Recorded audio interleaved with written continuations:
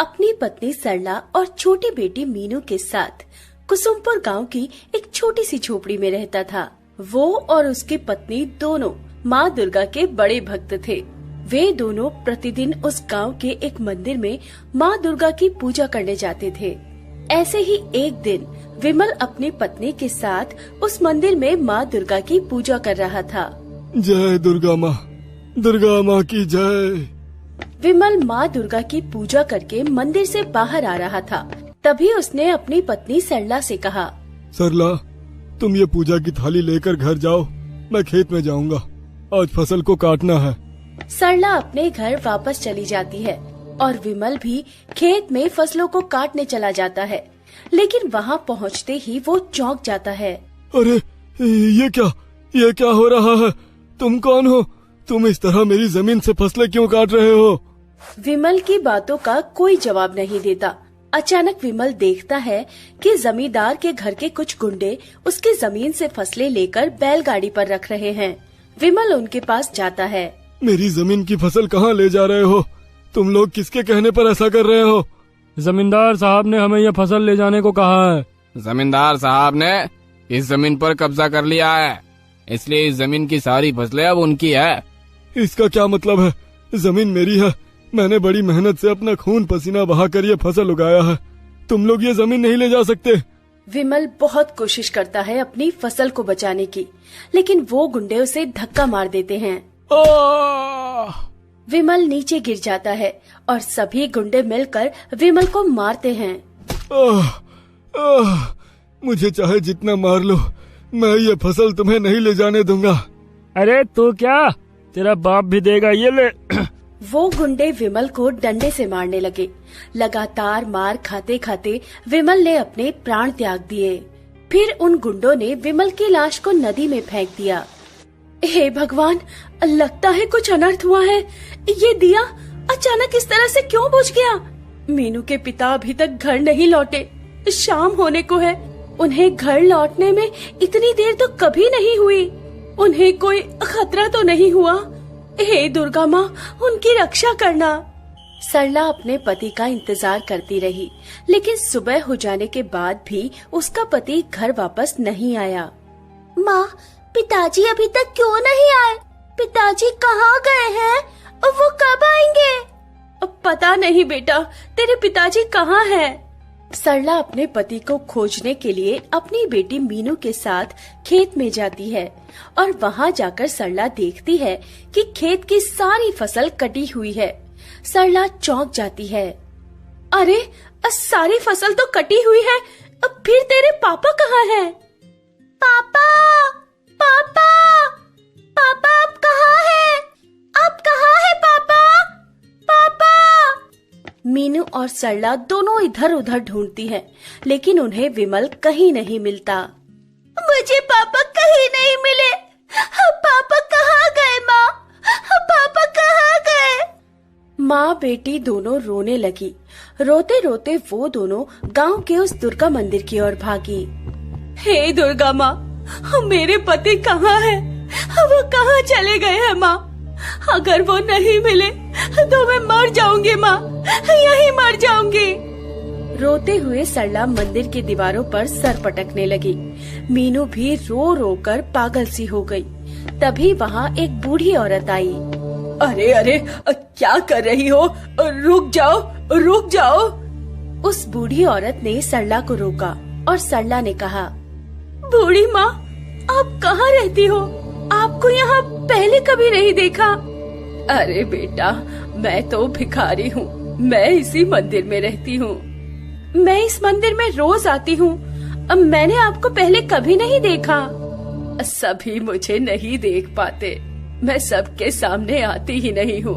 तुम बताओ, तुम्हें किस बात का दुख है? सरला ने उस बुढ़िया को सब कुछ बताया। बुढ़िया ने कहा, बेटी, दुर्गा माँ के मंदिर में खड़ी हो और खतरे से डर रही हो। दुर्गा माँ से भरोसा मत खोना, दुर्गा माँ सब कुछ ठीक कर देंगी। इस प्रकार बुढ़िया ने अपनी झोली में से कुछ धान निकालकर सरला को दे दिया। ये रख लो। धान? इस धान का मैं क्या करूँगी? ये माँ दुर्गा की पूजा का धान है। मैं रहती हूँ न यहाँ, ये मेरे पास ही रखती हूँ। इसे अपने पास रखो और अपने पति के लिए दुर्गा माँ से प्रार्थना करो। बेटी, तुम्हें कोई बुरी ताकत छू भी नहीं पाएगी। सरला और मीनू अपनी आंखें बंद करती हैं और दुर्गा माँ से विमल के लिए प्रार्थना करती हैं। प्रार्थना के बाद जब वो आंखें खोलती हैं, तब तक बूढ़ी माँ वहाँ से जा चुकी होती हैं। अरे, अब बूढ़ी माँ कहाँ चली गई? सरला अपनी बेटी को लेकर घर लौटने लगी और तभी उसने देखा कि कुछ मछुआरे नदी के किनारे झुंड बनाकर खड़े हैं। ये देखकर सरला और मीनू वहाँ जाते हैं और जाकर जो देखते हैं, उसके बाद दोनों खड़ी की खड़ी रह जाती हैं। वो देखती हैं कि नदी के किनारे विमल की डेड बॉडी पड़ी हुई है। ये देखकर सरला और मीनू दोनों रो पड़ते हैं। नहीं, ये नहीं हो सकता, ये नहीं हो सकता, ये कैसे हो गया? उठो, उठो, बहुत करो मुझसे। माँ, पापा को क्या हुआ? पापा बात क्यों नहीं कर रहे? सरला रोती रही। उसे इतना बड़ा सदमा पहले कभी नहीं लगा था। रोते रोते उसने विमल की डेड बॉडी को जकड़ लिया और तभी सरला के हाथ में उस बुढ़िया का दिया हुआ जो धान था, वो विमल के सर पर लग गया और एक चमत्कार हो गया। विमल जिंदा हो गया। सरला, सरला, मैं कहाँ हूँ? आप बच गए, आप बच गए। ये दुर्गा माँ की कृपा है। जय माँ दुर्गा, जय माँ दुर्गा। फिर सरला और मीनू विमल को घर वापस लाती हैं। विमल थोड़ा ठीक हो जाता है और सरला को उसके साथ हुई हर बात बताता है। जमींदार ने सब कुछ खत्म कर दिया, सब कुछ खत्म हो गया सरला। कुछ भी खत्म नहीं हुआ।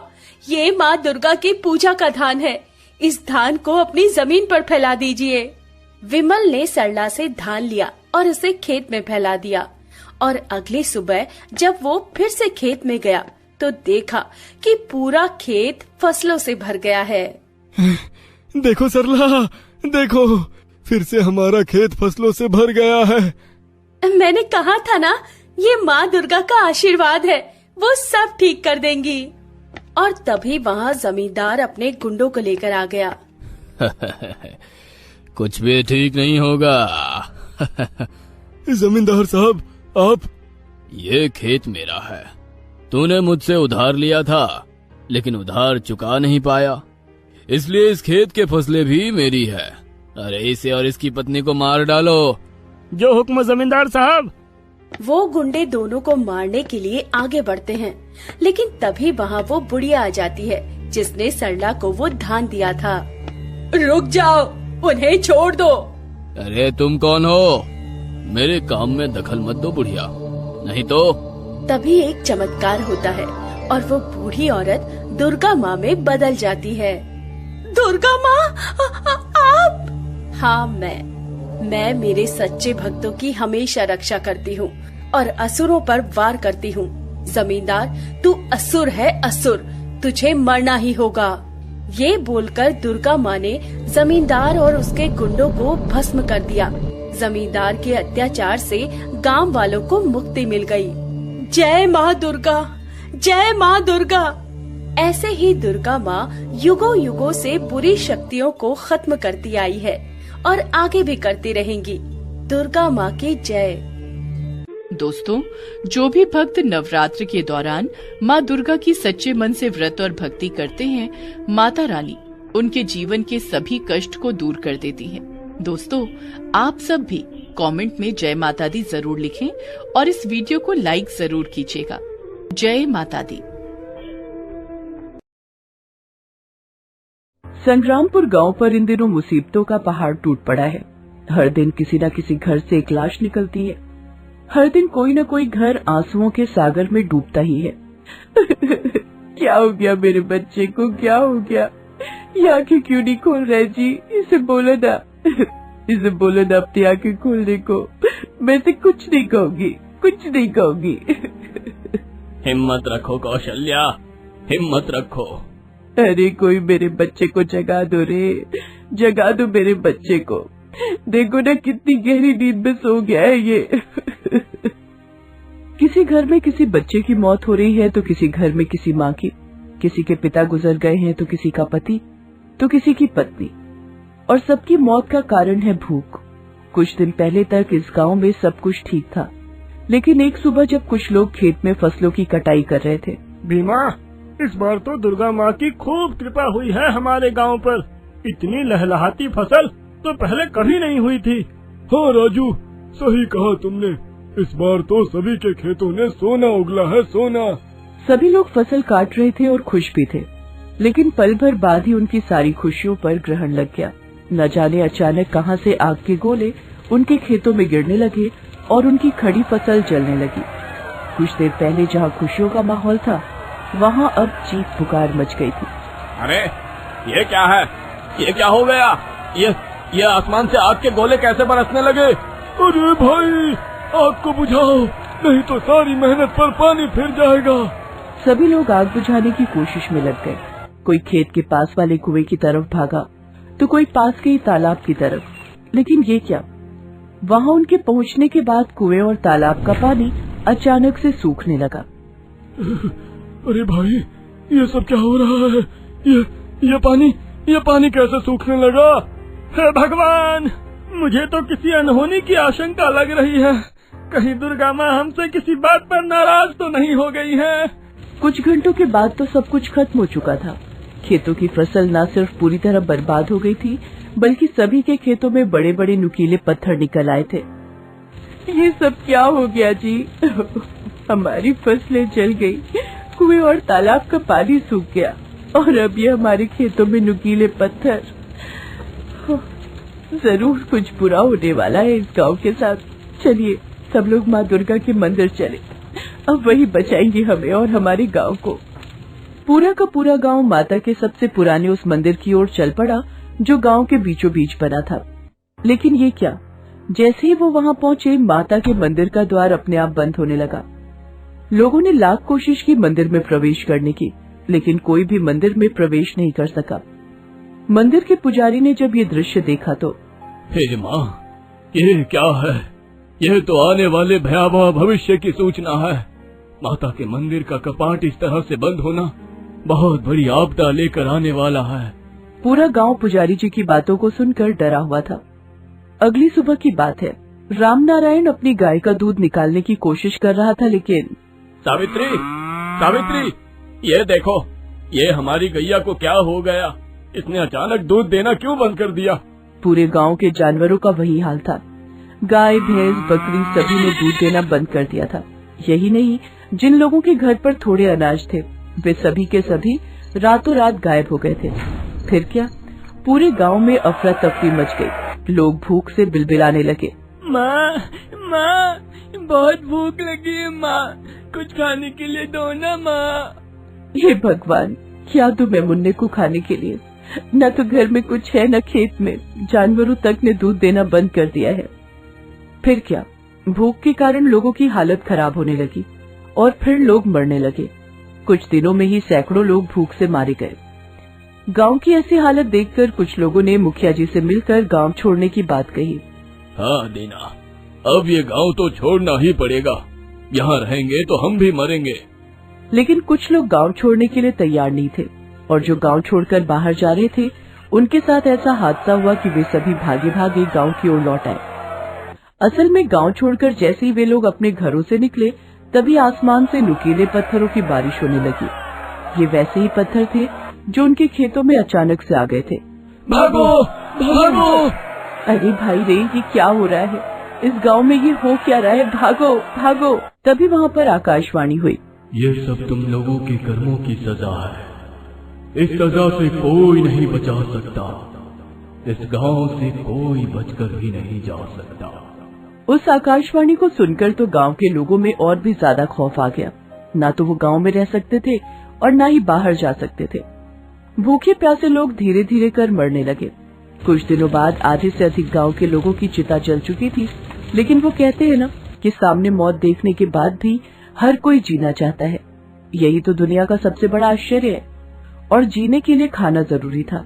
इसलिए गांव के लोग खाने की तलाश में इधर उधर भटकने लगे और इसी क्रम में उनकी नजर गांव की सीमा के अंदर ही एक ऐसी जगह पर पड़ी जो बिल्कुल बंजर थी, लेकिन अचानक वहां पर लहलहाती फसल उन्हें दिखी।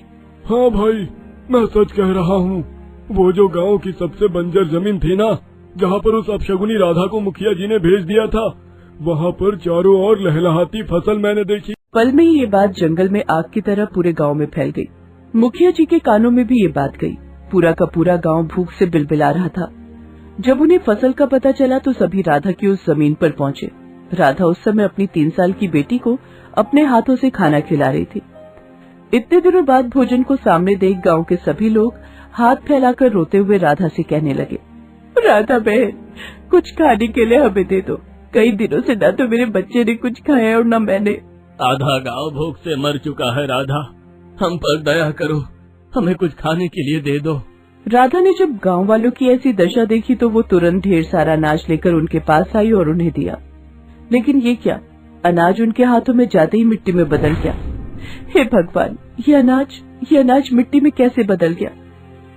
किसी को कुछ समझ नहीं आ रहा था कि क्या हो रहा है। अचानक फिर से आकाशवाणी हुई, राधा तो अपशकुनी है ना, इसके कारण ही इसके पति की मौत हुई थी ना।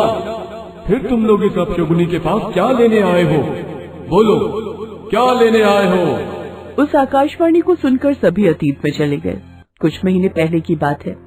राधा का पति जब खेतों में काम कर रहा था तभी जोरों की बिजली कड़की और दुर्भाग्य से वो बिजली उसके ऊपर आ गिरी। पल ही में उसकी मौत हो गई। राधा उस समय अपने घर में थी और अपने 3 महीने के छोटे नवजात बच्चे को सुलाने की कोशिश कर रही थी। उसकी बेटी चुनमुन भी उसके पास ही बैठी थी। सो जा बेटा सो जा, लाल पलंग पर सो जा, जल्दी से तू सो जा, बेटा मेरे सो जा। तभी गांव के रहने वाले हरिया ने उसे इस दुर्घटना की जानकारी दी। वो भागी भागी खेत पर पहुंची, लेकिन उसका तो सुहाग उजड़ चुका था। ये क्या हो गया? अरे क्या हो गया ये? हे माता दुर्गा, मेरी भक्ति में कहाँ कमी रह गई थी जो मेरे पति को आपने अपने पास बुला लिया। लेकिन ये तो अभी दुखों की शुरुआत थी। गांव का मुखिया जो बहुत ही अत्याचारी और बदमाश किस्म का आदमी था और गरीबों और मजलूमों की जमीन हड़प लेता था, उसे जब इस बात का पता लगा तो अरे वाह, ये तो बैठे बिठाए लॉटरी लग गई मेरी, अब तो जमीन मेरी होगी। मुखिया ने उस जमीन के झूठे कागजात बनवाए और राधा से उस जमीन को 2 दिन के अंदर खाली करने को कहा। ये क्या कह रहे हैं मुखिया जी? ये जमीन तो पुरखों से मेरे पति की है। किसी का खेत जोतने से कोई जमीन का मालिक नहीं हो जाता। मालिक वो होता है जिसके पास जमीन का कागज होता है, वो मेरे पास है। पूरा गांव जानता था कि मुखिया झूठ बोल रहा है, लेकिन उसके डर से किसी ने राधा का साथ नहीं दिया। हालांकि वो अकेली ही मुखिया से खूब लड़ी, लेकिन मुखिया ने उसे अपशगुनी साबित कर दिया और लोगों से कहा कि गाँव वालों, ये औरत अपशगुनी है, किसी के कारण इसके पति की मौत हुई है। अगर ये अपशगुनी इस गांव में रही तो फिर तुम लोगों के लिए मुसीबत बन जाएगी।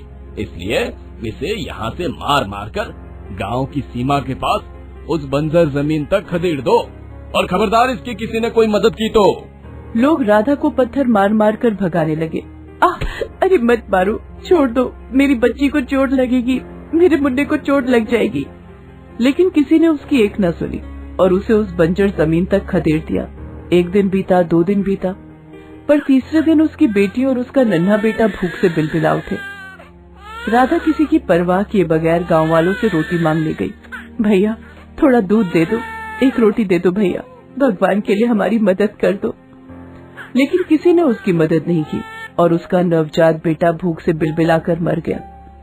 ये देखकर राधा को बहुत गुस्सा आया और वो गुस्से में गांव के दुर्गा मंदिर में गई और वहाँ रो रो कर कहने लगी, माँ, ओ माँ, ये कैसा इंसाफ है माँ, कैसा इंसाफ? मेरी क्या गलती है माँ?